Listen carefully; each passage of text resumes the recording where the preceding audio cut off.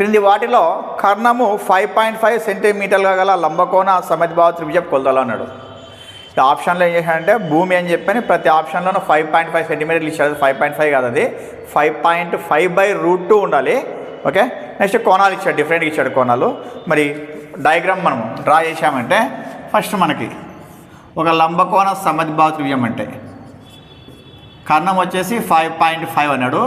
రెండు భుజాలు సమానంగా ఉంటాయి కాబట్టి ఈ రెండు ఈక్వల్ తీసుకున్నాను అంటే ఇక్కడ ఎక్స్ అనుకుంటా నేను, ఇది కూడా ఏమనుకుంటాము ఎక్స్ అనుకుంటా. అకార్డింగ్ టు 5 దగ్గర స్థిరం ఏం రాయొచ్చు మనము x² + x² = 5.5 హోల్ స్క్వేర్ రాయొచ్చు. అంటే 2x² = 5.5 హోల్ స్క్వేర్ అవుతుంది. నెక్స్ట్ x² = ఏమొస్తుంది 5.5 హోల్ స్క్వేర్ బై 2 వస్తుంది. ఇప్పుడు దీన్ని x = అని చెప్పి రాస్తే ఇది మొత్తం రూట్ అని చెప్పి రాసుకోవాలి కదా.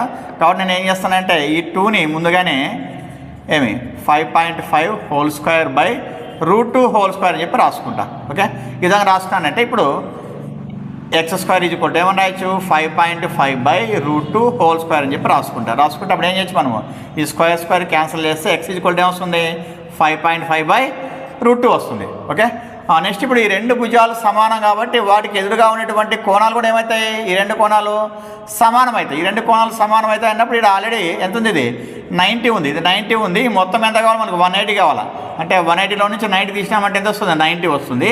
ఈ 90ని రెండు ఈక్వల్ పార్ట్స్ చేసుకోవాలంటే ఏమొస్తుంది, అది ఒక్కొక్కటి మనకు 45 degrees వస్తుంది. కాబట్టి ఇక్కడ 45 ఇక్కడ 45 అంటే 45 తర్వాత మనకి ఒక సైడ్ వచ్చేసి ఎంత 5.5/√2 అనమాట. మరి ఏ ఆప్షన్లో ఉందంటే అది second option is the right answer అనమాట.